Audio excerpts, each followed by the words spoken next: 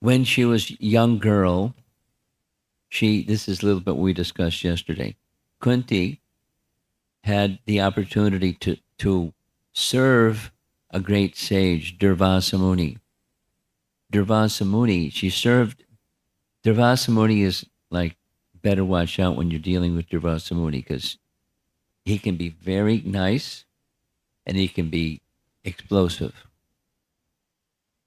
Well, he was very nice to her because she served him so nicely in the kingdom.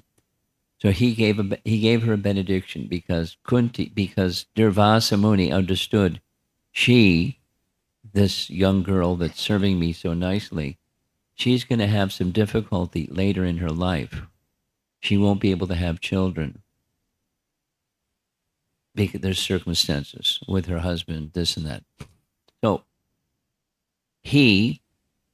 Durvasa Muni, gave her this benediction. Here's this mantra. Doesn't tell us what the mantra is. And with this mantra, you can call any of the demigods.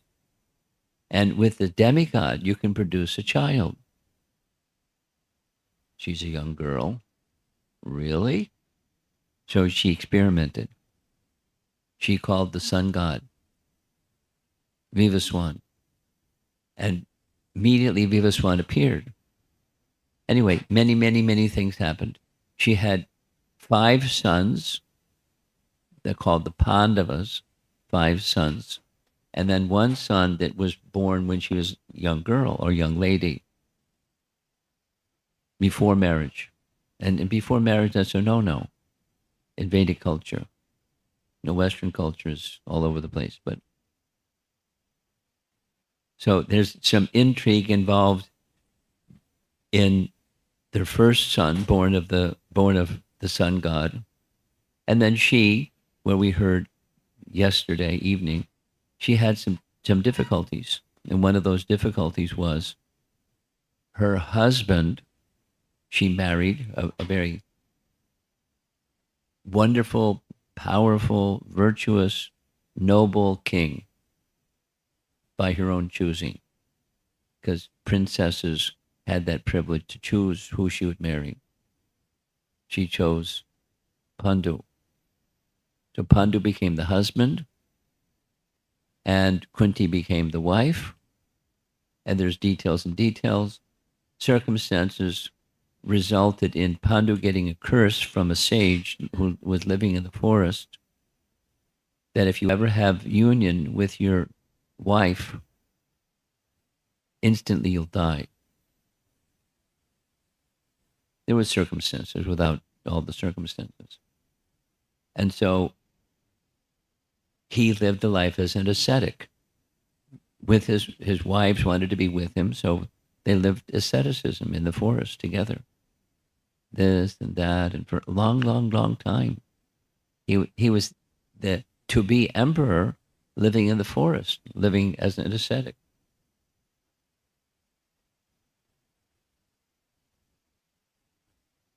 He then confided in Kunti. There's something in Vedic culture that says if the husband is unable to produce a son, then with his permission, his wife can accept another suitor and produce a son, and the son becomes the son of the husband in such circumstances. And she then disclosed, I have this magic mantra from Durvasa Muni. I can call any demigod. And so that's what happened. The 5 sons came from using this mantra, invoking a particular demigod, and sons were born. 5 Pandavas. And then one unfortunate day, her husband, Pandu, overcome by lust, tried to have union with his second wife, Madri, and he instantly died.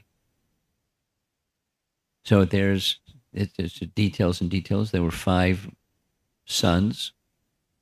And Kunti was advised there's details. Kunti was advised by the sages living in the forest to go immediately back to the capital. Your husband was destined to become the emperor, and now because your son was born first, he'll become the emperor. Yudhishthira was the firstborn son.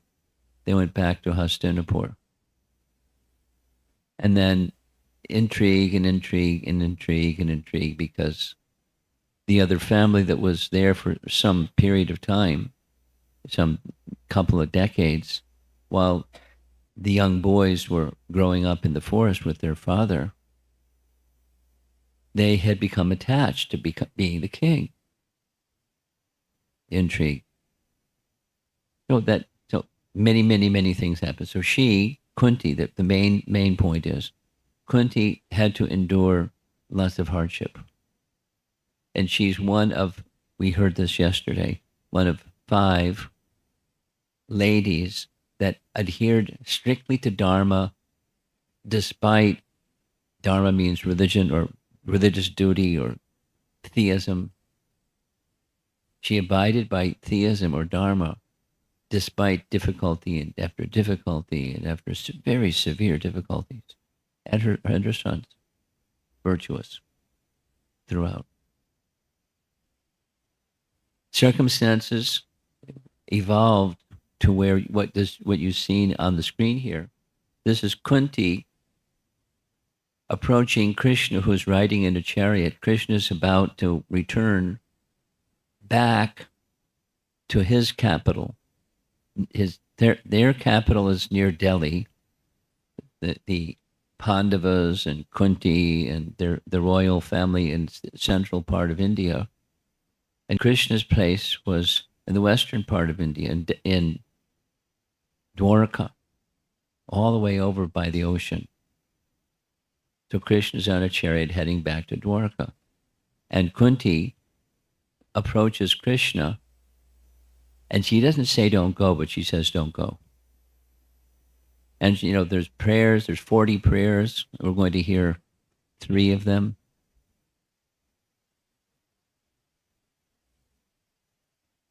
More than 40, 44 prayers, something like that. So before coming here, we heard a number of the prayers up to verse number 38.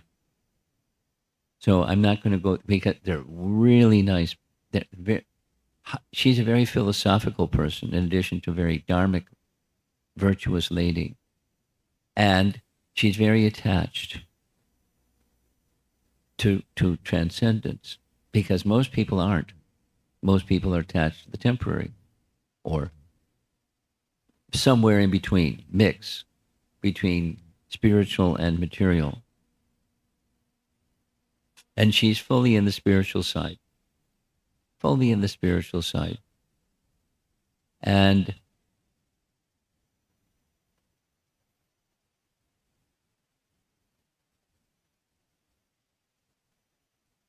press the right button. So the scene is, her eldest son, Yudhishthira, has been anointed as the emperor of the world, because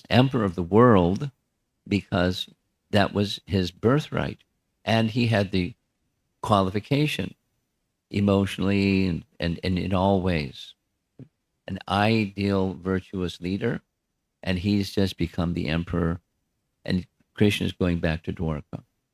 And so she's approaching, as you see in the painting in the background, there's a lot of people, because it just had this major festival.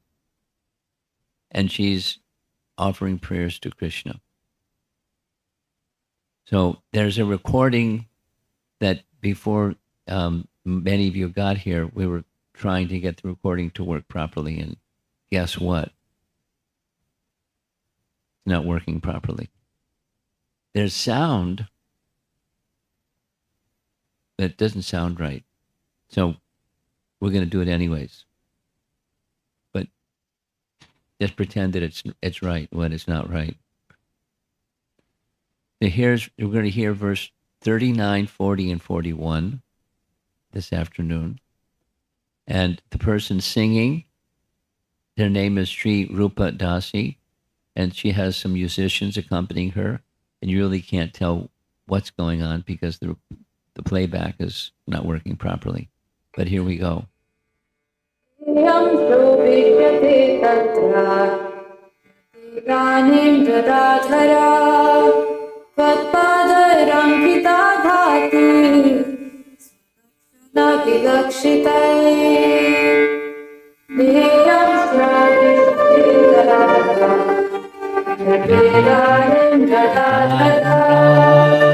Tatpadaya Ankita Bhakti Svalakshana Vilakshitai.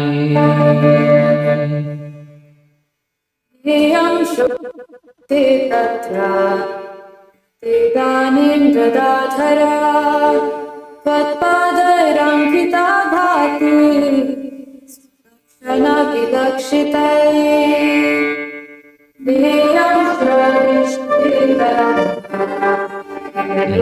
Tanim Dadadara Matpadaya Ankita Bhakti Salakshana Vilakshitai. Translation.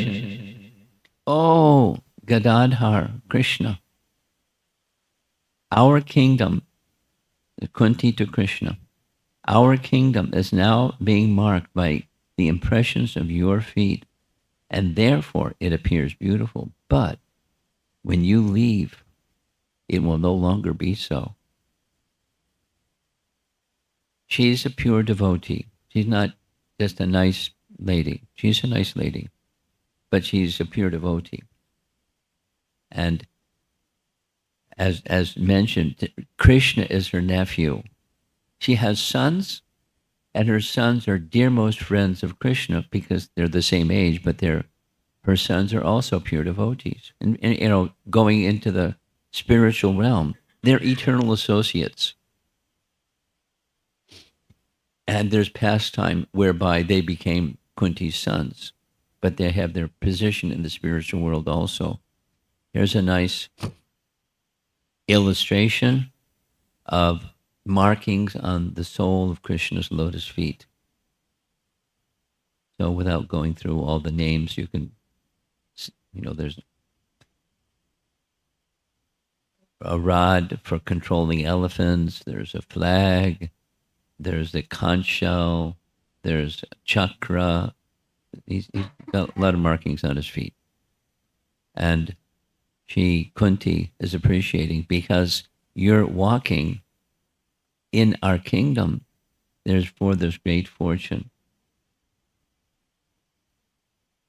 Srila Prabhupada's explanation of this verse, very short. If you catch up Krishna's lotus feet very tightly, then you will not fall down. So very different, a number of different explanations of, or images of Krishna's lotus feet. Somehow, in the course of your activities, now taking shelter of Krishna's holy name is one of the ways of taking shelter of Krishna's lotus feet.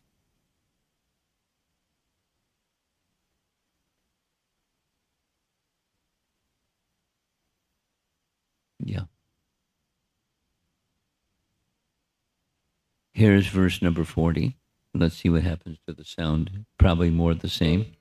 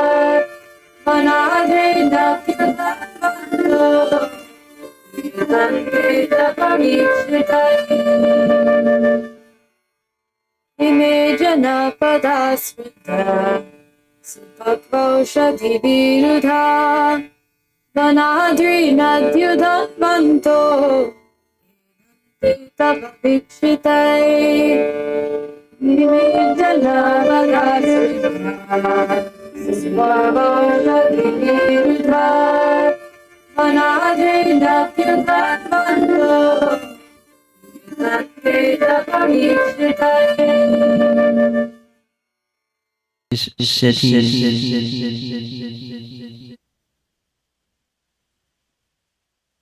all these cities and villages are flourishing in all respects because the herbs and the grains are in abundance.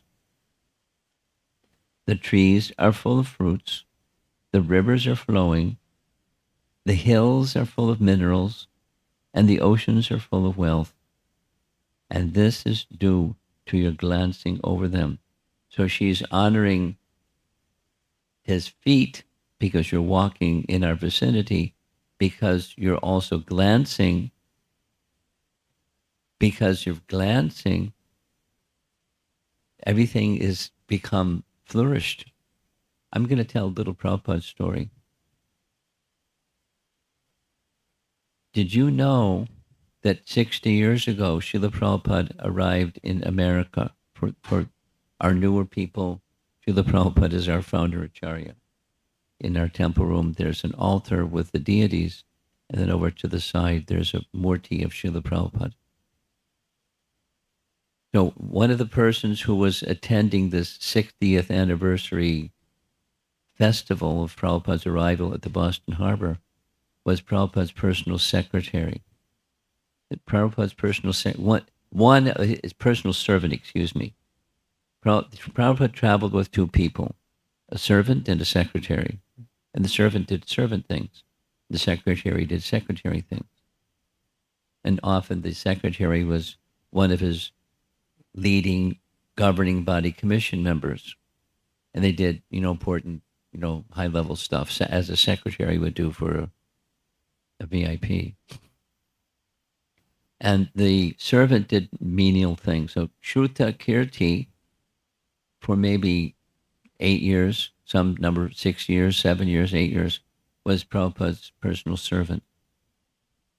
And I just heard recording of his speaking. When Srila Prabhupada arrived in Boston, in areas in harbors were kind of grungy, kind of like a warehouse district type of place, because they'd unload cargo from the cargo ships, and it wasn't nice, it wasn't spiffy, it was warehouse space when Prabhupada came. So in this is, 2 weeks ago, he spoke and said, when the boat arrived, the captain of the boat was Captain Pandey, Indian man, Captain Pandey. And he went with Prabhupada for a walk around this grungy warehouse district looking kind of place. And today, it's spiffy.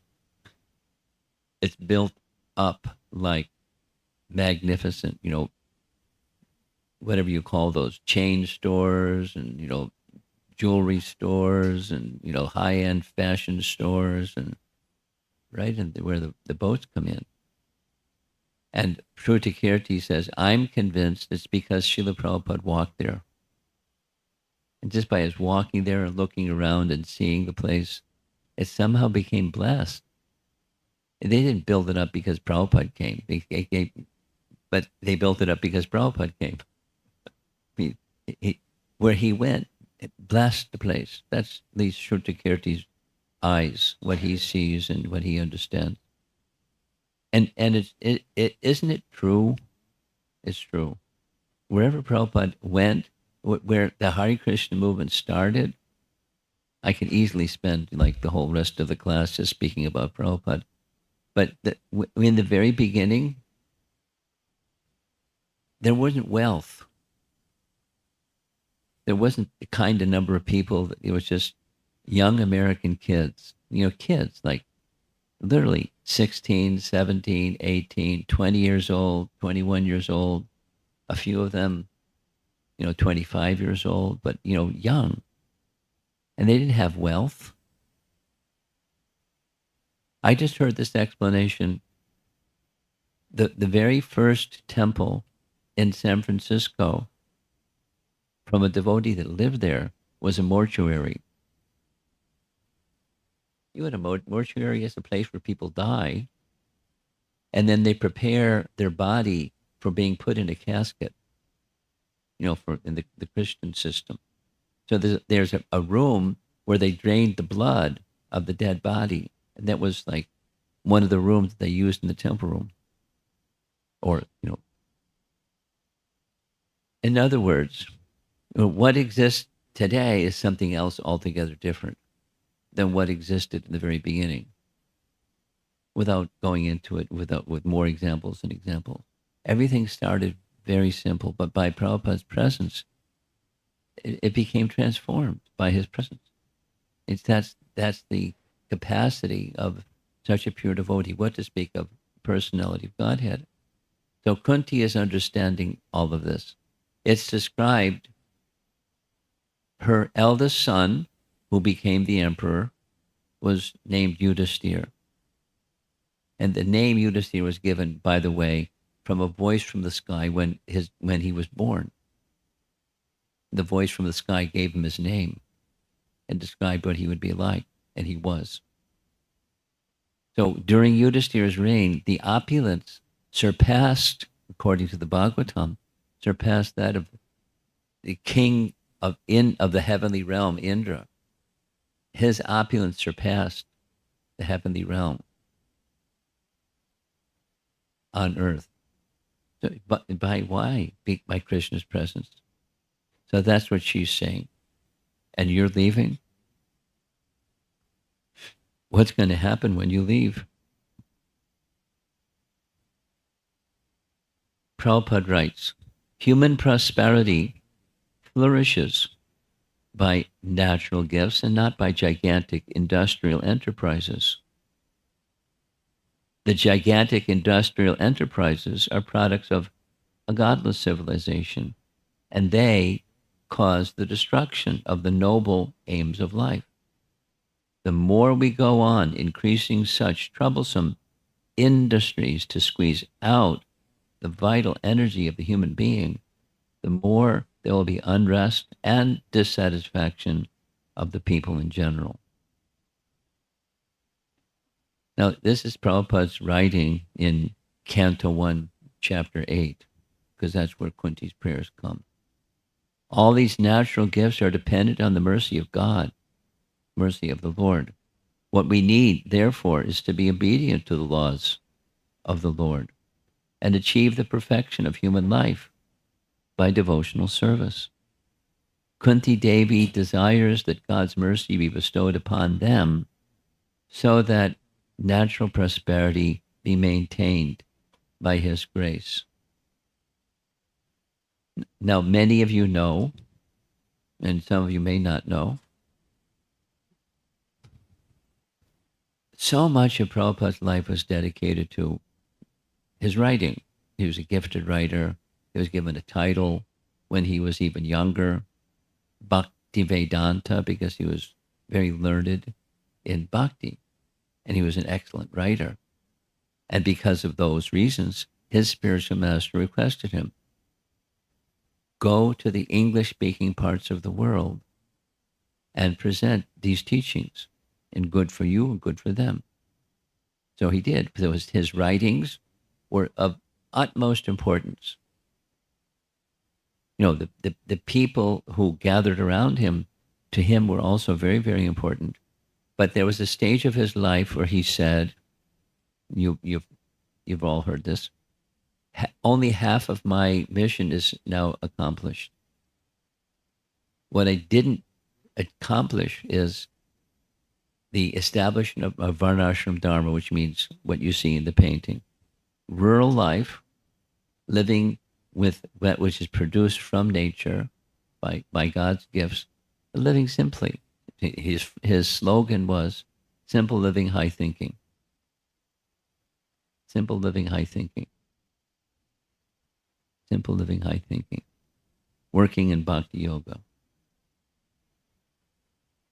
So that's right there in Kunti's prayers. We have just one more prayer, and I'm inclined to unplug and just let you hear this nice singing. Maybe I'll do that.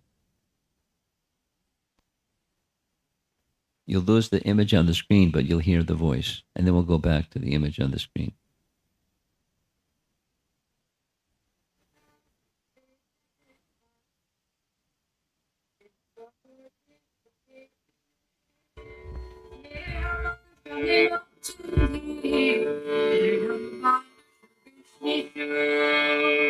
Much better.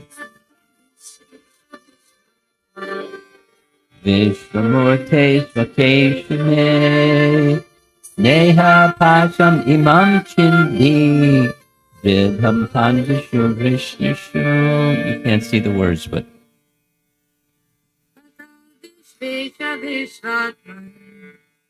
Vishwamurti Svakeshu me Sneha Pasham Imam Chindi Dridham Pandushu Vishnishu Atta Vishesha Vishvatman Vishvatmurte Svakeshame Sneha Pacham Imam Chindi Vidham Pandashu Vrishnishu. I wish you could hear that sound and see the image on the screen at the same time. I've not had this challenge ever before. Life is always experiences. So here, hopefully, we'll get to see the image. Yes. Atta Vishvesha Vishvatman Vishva Murte Svakeshume Sneha Pasham Imam Chindi Dridham Pandushu Vishnushu. Translation: O Lord of the universe, soul of the universe, O personality of the form of the universe, please, therefore, sever my tie of affection for my kinsmen, the Pandavas and the Vrishnis. Now, this is a very enigmatic verse. She's not an impersonalist. She's not saying, I want to become numb. I don't want to have feelings because feelings are causing a problem. So I don't want feelings. Make me numb. That's not what she's asking. Just so it's clear, there's the Vrishnis mentioned at the last line, the Vrishnis, that's her father's family. And the Pandavas are her family, her sons. Her father's family. So a woman or a man has their parents and they have their children. And they have affection for their parents. And they have affection for their children. Krishna is leaving to be with her parents or her on the parental side, her fathers and aunts and all the family members. They're in Dwarka. Krishna's leaving to go be with them, but when he goes to be with them, he's leaving being with the Pandavas, her and her sons. And so she's torn between this affection, that affection. That's the message. Her prayer is the material portion only. Please remove the material portion. And if you remove the material portion, what's left? Spiritual. She wants affection. She doesn't want to become numb. She doesn't become anesthetized. She wants a love that isn't encumbered by affinity on the temporary side, on the material bodily platform side. Now here's Srila Prabhupada's writing. A pure devotee of the Lord is ashamed to ask anything in self-interest from the Lord, but the householders are sometimes obliged to ask favors from the Lord, being bound by the tie of family affection. Srimati Kunti Devi was conscious of this fact, and therefore she prayed to the Lord to cut off the affectionate tie from her own kinsmen, the Pandavas and Vrishnis. And it's an important verse. It's easily misunderstood, and it's not easily understood. So if you're subtle, you can get a glimpse at least. And if you're not subtle, you're like, what's wrong with her? Sever my tie of affection for my kinsman. Jiva Goswami, though some of you are newer, Jiva Goswami is highly learned, scholarly Vaishnava in our line of disciplic succession. Without details, he wrote many, many, many texts, and one of them is Priti. Priti means love. Priti Sandarbha. Kunti thinks, if Lord Krishna departs from Hastinapur, that will be inauspicious for the Pandavas. And if he does not depart from Hastinapur and return to Dwarka, that will be inauspicious for the Vrishnis. Her heart, thus agitated by competing affections for the two sides of her family, Queen Kunti herein prays that the affection she bears for her kinsman be destroyed. It's a puzzle. The truth is that when she sees how the two sides of her family dearly love Lord Krishna, her own love for Lord Krishna increases. Therefore, on the pretext of saying, please destroy my affection for my kinsman, Kunti is really praying, please do not leave the association of either of the two sides of my family. And for Krishna, that's not a problem. He can expand himself into many Krishnas. But there's a lila, or a pastime, and the pastime is sometimes there's meeting, and sometimes there's separation. And then for those that are feeling separation, then again meeting. And then for those that were in the association, then again separation. So it's churning of transcendental emotion of those that love him very much and who he loves very much. And he has different relations at different times, at different circumstances. However, the central feature is heightened feelings of love from Krishna's side to his devotee and from the devotee to Krishna. So she, the mother of the Pandavas, is feeling these feelings because Krishna's leaving. To be with her relatives, fantastic. To be away from her and her sons, not fantastic. So she's torn in affections. Prabhupada continues, it is sometimes experienced that the Lord, out of his special affinity towards a weak devotee, breaks the family affection by force of circumstance arranged by his all-powerful energy. By doing so, he causes the devotee to become completely dependent on him and thus clears the path of his going back to Godhead. Now, that's not every day, but some circumstances, that's what happens, because from the source of everything comes everything. And sometimes, by circumstance, the family affection is broken by circumstance. Someone dies or something happens. And there's nothing you can do when someone dies, when circumstances are irreversible. A nice example of this is our last image, and then we'll see if there's some discussion. This is a painting. On the right side is Grandfather Bhishma. Grandfather Bhishma was a powerful warrior, virtuous person, many, many nice things to say, whole discussion on Grandfather Bhishma. And Grandfather Bhishma somehow became the commander-in-chief of the opposing party, Duryodhana and his friends and his armies. There's many, many things to say about this. Grandfather Bhishma, he got the name Bhishma from making a terrible vow. There's a little all of you know most of you know the story. He was the son of Santanu, who was the king. And the eldest son of the king becomes the next king.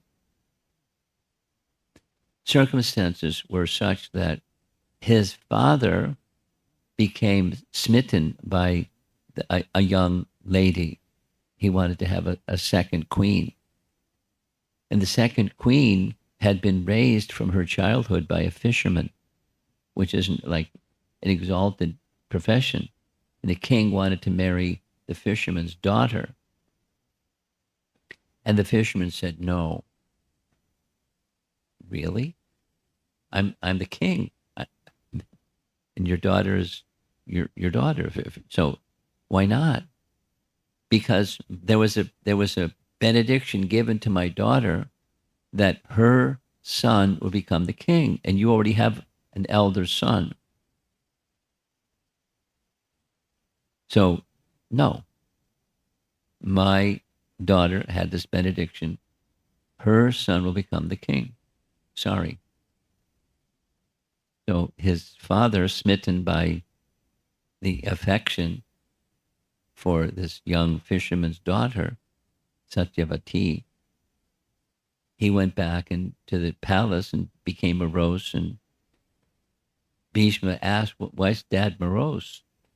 "Oh, he wants to marry this lady." But the fisherman said no. So Bhishma went to the fisherman and said, "Can you say yes instead of no?" And the fisherman said, "No, because you're the eldest son and you're entitled to the throne. Then I here take a vow, a great vow. I will not become the king." "Now can my father marry your daughter?" "No." "You won't become the king," but the fisherman said, "but supposing you marry and your son is born before my daughter's son is born, your son will become the next king." He said, "Okay, I take vow number 2. I won't become the king and I won't marry. Can your daughter now marry my father?" "Yes." And so for the rest of his life, he upheld that. That's where his name, Bhishma, great vow.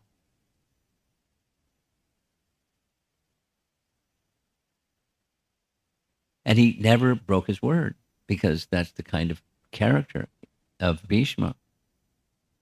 And then something happened as part of the Mahabharata intrigue. You all know this. Most of you know this story.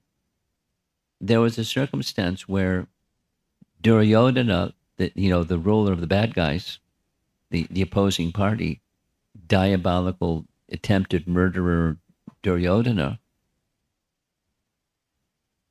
came to his commander-in-chief, grandfather Bhishma, and said, "You're not fighting to your capacity. You're a great warrior. And you have affection for the Pandavas, so you're not fighting to your capacity." He challenged him. So Bhishma said, "Very well. See these 5 arrows? You come to see me," this was at night, "you come to see me every morning before the day's battle. You bring these 5 arrows, and I hereby take a vow, tomorrow, with these 5 arrows, I'll kill the 5 Pandavas." Duryodhana was really happy. Fantastic. Tomorrow, Grandfather Bhishma is going to kill the 5 Pandavas. I'm the uncontested king now. Yay. But, again, most of you know the whole story. What happened was, omniscient Krishna said to his dear friend Arjuna, "Hey, Arjuna, yeah? Do you remember when you saved Duryodhana's life? He was in a battle with some Gandharvas, and you interfered, and you chased away the Gandharvas, and you saved his life. Remember that?" "Yes, I remember that." "And do you remember Duryodhana gave you a promise?" "Yes, I remember. The promise was, you ask for anything and it's yours." Now's the time to ask. Because you declined. You said, no, I'm a Kshatriya, I'm a warrior, and I protect people not so I can get something. But later I may want something, so that's okay. Later. Ask him. Go to his tent right now, and ask him for that. Remind him of that pledge he made. Anything you want, ask him for the 5 arrows. He'll know what 5 arrows you're talking about. So Arjun went. And Duryodhana said, yes, I remember. If you want, you can have the whole kingdom. No, I don't want the kingdom. I just want the 5 arrows.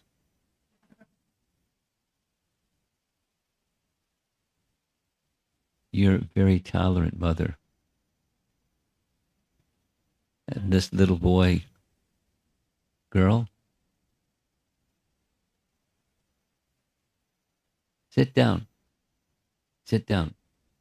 Down.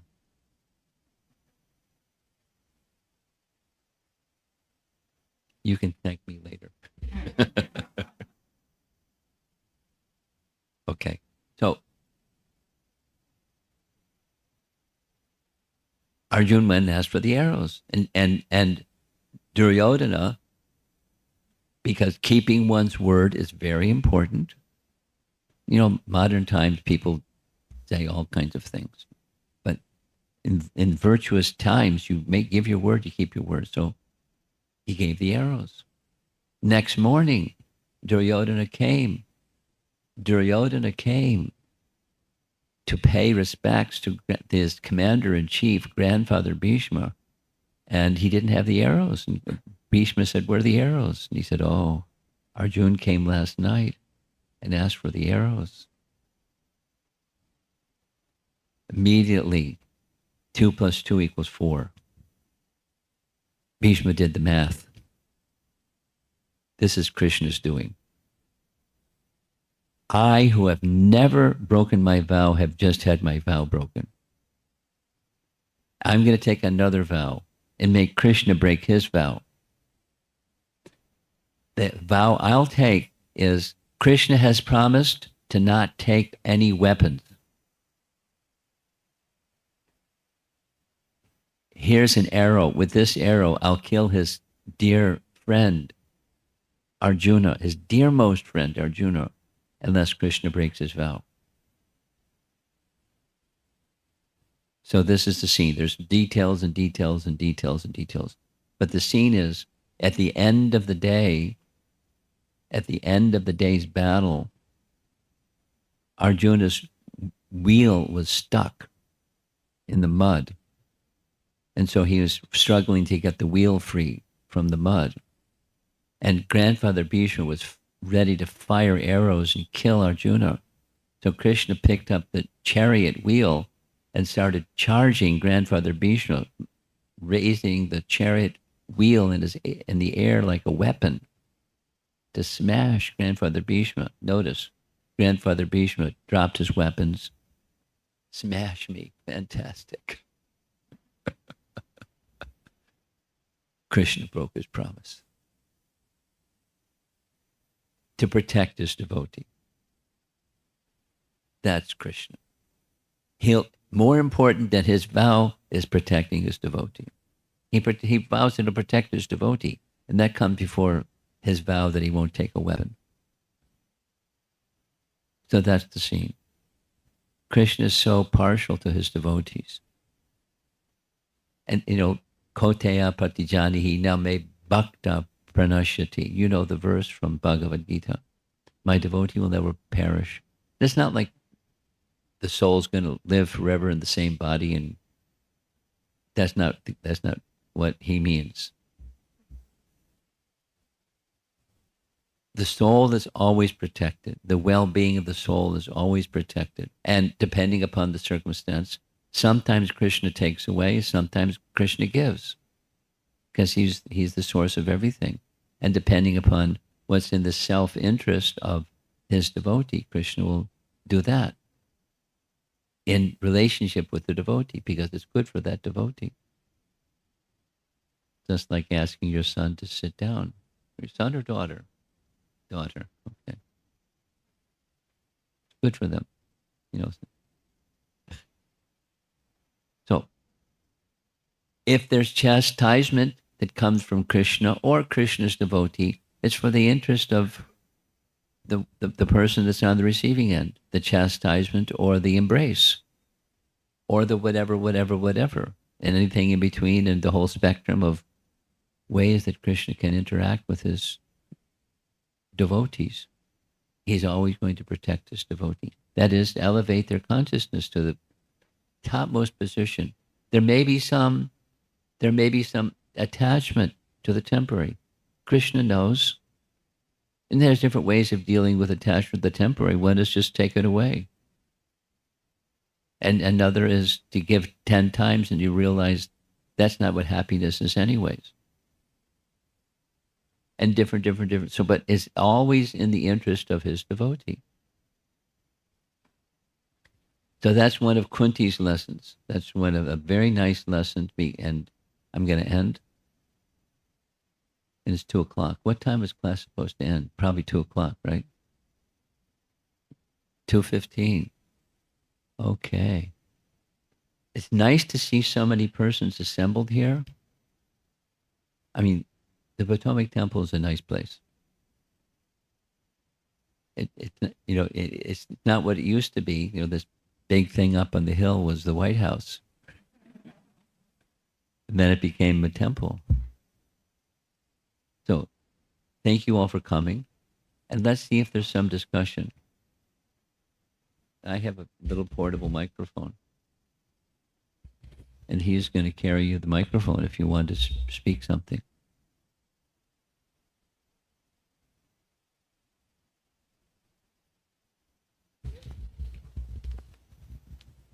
All right, Brother Dave, please accept my humble obeisances.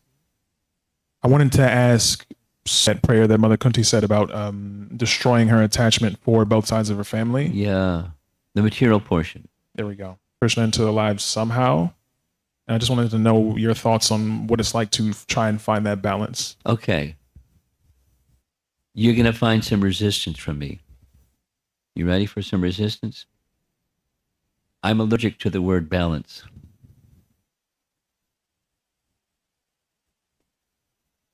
It's not balance.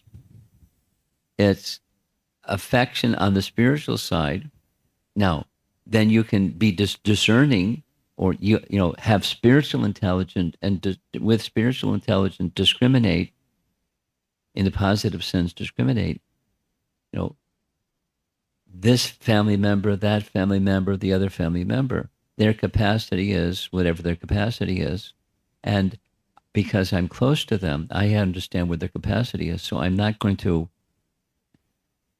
give a sound vibration or behavior or something that's going to irritate their heart.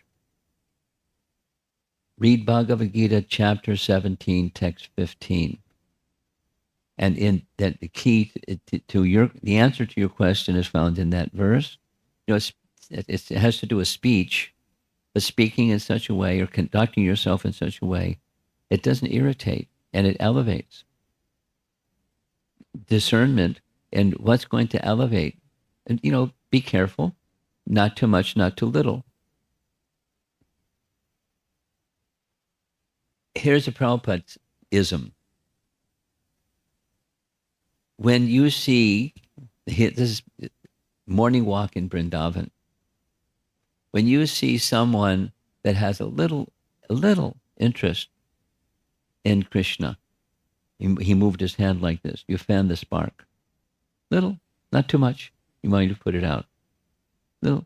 So then that spark may, by proper handling, may become a flame. And then a flame may become a big blaze and his eyes got very big. So it's a matter of handling appropriate to the circumstance. Supposing they're like nasty, relative that's nasty, not necessarily towards you, but towards Krishna, and therefore towards you, because it's towards Krishna. So you're careful to not go there, but rather you model the behavior, the character, and the conduct of a virtuous Hare Krishna person, of a devotee of Krishna, and just model it. Just be that, and it's inside and it's outside, and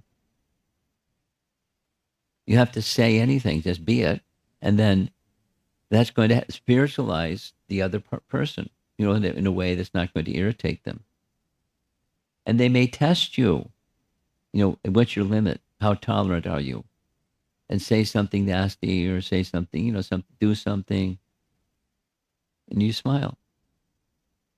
No, but it's not balanced. It's bhakti discerned how to best display and foster bhakti in the life and in the heart of others. That's my answer. Anybody else? There's a lot of folks here. I'm sure there's someone that's got something. There's one in the center here.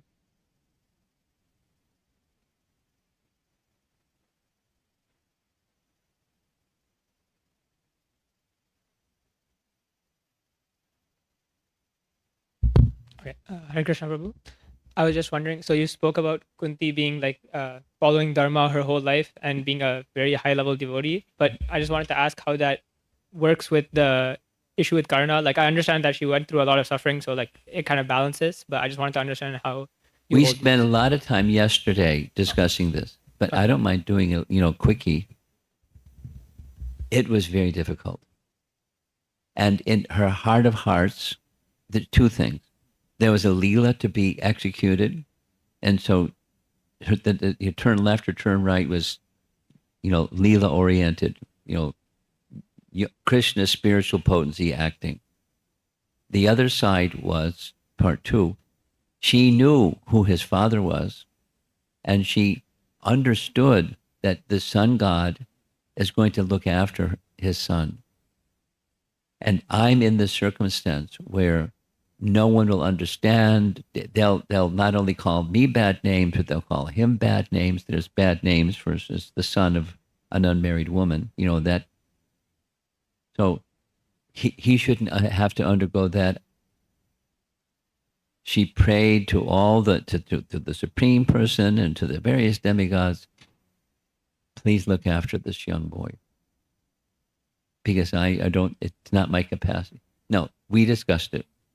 Motherhood and sending her newborn son drifting down the Ganges in a basket. That's not motherhood. Doesn't matter. It's not motherhood. So it was very difficult. But it's something, it's not the same, but it's something like when some village person spoke something against Sita, because she had been in the home of another man other than her husband for a long time. And and that Ram accepted her back. I'm not like henpecked Ramachandra. You get out of the home. So when he heard this man speaking this, when Ramachandra heard with his own ears, heard this man speaking this way, he didn't want Sita to be subjected to that kind of speech, and then her sons to be subjected to that kind of speech, his unborn sons, because they were twins. She was pregnant. And like 16 other reasons. There's 18 reasons given by Sri Vaishnava Acharyas why Ramchandra sent Sita away. There's different reasons. It goes against her motherhood. And she did it anyway, not for her own selfish purposes, for other purposes. And it was difficult, very difficult. Difficult to understand. And go back to the first one. Yogamaya, the spiritual potency of the Supreme Lord, had a plan. The Krishna had a plan, and she was enacting Krishna's plan for various multiple reasons. And she's surrendered to Krishna, and Yogamaya takes care of everything for those who are surrendered to Krishna. It's a puzzle. It's definitely a puzzle. Okay, someone over here, some Mataji had her hand up.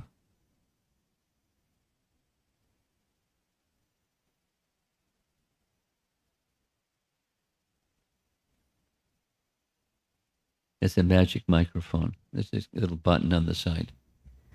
Hare Krishna, Guru Maharaj. My question is from yesterday, part 1, regarding Panchakanya. You said Kunti or Sita? Kunti or? Sita. So is there So any... there's 2 of the 5, yes. Yeah. So why those 2 bucketed together? Is there any... There's something in common. They underwent great hardship, but they never deviated from Dharma. And the other 3, same. Their situations very different, but they never deviated from Dharma. And great hardship. Despite the great hardship, they stayed with Dharma. Okay? Up front, right in front of you.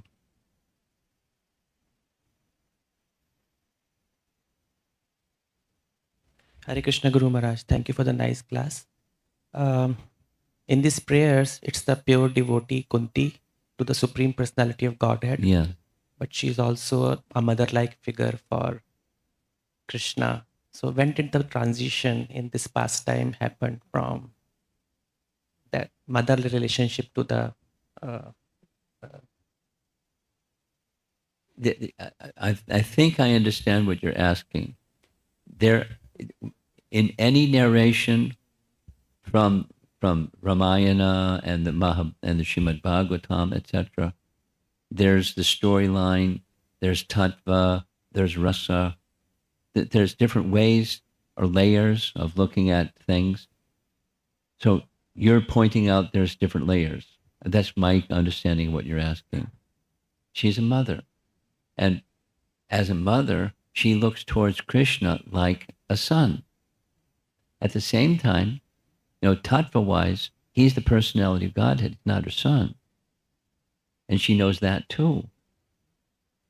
And so forth and so on. So because she's an elevated personality, back to this question about balance, it's not, she can understand who Krishna is. And there's some, and at some points in time, some moments, she's focusing on this or that or the other aspect of Krishna. But she's capable of looking at the big picture, not just get stuck on this part or that part. Ultimately, she's a devotee. That means she's the personality of Godhead, and she's devoted to him. In her prayers, one of those prayers we didn't cover, or we covered earlier, she, as a mother, looks at Mother Yashoda with amazement. Mother Yasoda is scolding with a stick in her hand. And he who is feared by fear personified is crying. And it's not crocodile fake tears. He's afraid. I don't understand. She understands, but she's saying, I don't understand. She doesn't understand that love that Mother Yasoda has, and then in reciprocation, the love that Krishna has for her. Krishna likes being scolded by Mother Yashoda. He likes crying when Mother Yashoda is the one that's scolding him. He likes, and he cries, real tears. And so that's a transcendental feature of Krishna that's not easy to understand. By bhakti, to some degree, one can understand through bhakti or through loving service. And others, it's a puzzle. It just remains a puzzle. So, back to your question. There are different ways that Kunti sees Krishna. And at different times, there's this focus or that focus, the other focus, that which supersedes all other focuses is she's his devotee. She wants his happiness. And attachment to the temporary interferes with his happiness to take away my attachment to the temporary, leaving only my attachment to you. And you figure out how to give your association to everybody. Not my position to put you on my chessboard and have you go here and not go there. So it's an affection that Krishna should be pleased. That's her. That's Kunti. Topmost pure devotee. With different features of motherhood and, so many things. Natural feeling. You get the last question because of time. It's now, actually, the bell rang. You got you're got to be short. You short? You sure? Sure. Okay, short. And then we're going to end. No, we're not done yet. She's got one more. Go ahead, quickly. Sure. Hare Krishna Guru Maharaj, when you are mentioning about Prabhupada's servant, Srutakirti Shrutakirti, right? Prabhuji, so I wanted to, and you yourself exemplified serving Guru Maharaj, serving Srila Prabhupada. So I wanted to hear more about from you about what is the bond between Guru and disciple. Little bit I wanted to more hear, and Well, it's very simple. I like simple. Whatever. And that's it. I'm going to tell this is something that I heard from Shrutakirti about Prabhupada and the unalloyed devotion of two things. The unalloyed devotion of Yamuna Dasi and Prabhupada's love for his devotee. In his case, it was Shrutakirti. Here's the situation. Prabhupada was going through a period of very bad health. He had not eaten anything in 10 days because his health was so bad. You don't eat and you're weak. So he's lying in bed, and he called Shrutakirti's name with a weak voice and asked Shrutakirti, "Can you make some utma?" Now, most of you here know what utma is. Someone may not. It's a kind of vegetable dish with farina and this and that and the other thing and the other thing. And Shrutakirti's not a cook. So he said, "Oh, sure, Prabhupada, just over there in the kitchen. Yamuna is there, and I'll ask her." And Prabhupada said, "No, I want you to make it." Okay. I mean, it's like, okay, I don't know how to make utma, but you want me to make utma? I'll make utma. So he went to the kitchen, and there was Yamuna. And for those of you that don't know, she's a queen. She's a queen of cooking. She wrote a cookbook that won a national award for the best cookbook of the year, or a vegetarian cookbook. Anyway, superlative skills in cooking. So he went to the kitchen and said, "Hey, Jamuna, guess what? Prabhupada wants to eat something. He wants me to make some udma." She said, "Oh, fantastic. He taught me how to make udma. Let's go." And she said, "No, Prabhupada, I said you should make the utma." He said, "No, he wants me to make it." On a dime, there was no moment's hesitation. "Okay, I'll help you." And she did the this and the that and the other thing, and he cooked the utma. So what's the symptom the spiritual master wants? That's it. Discussion? No discussion. Spiritual, this Jamuna. And then Shrutakirti. He wants me to make it, and I don't know how to make utma. So then he brought that utma, he offered it to the deity, brought it in, set it down next to Prabhupada's bed, where he was lying, having not eaten for 10 days. And he came back sometime later, and the bowl was still there. And Prabhupada said, no, he said to Prabhupada, you haven't eaten anything. And then lovingly, this was a pastime to stir the love of Shrutakirti for Prabhupada. Prabhupada, he said to Shrutakirti, I thought if you made it, I might get some appetite. But I don't have any appetite. Get it? Prabhupada was expressing love. He knows Shrutakirti doesn't know how to cook beans.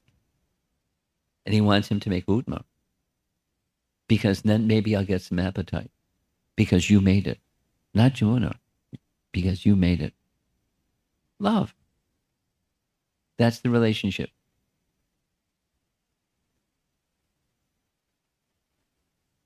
And there's many, many, many other nice ways of saying the same thing, but it's the same thing. That's the relationship. And I'm going to end. Thank you all one more time for coming.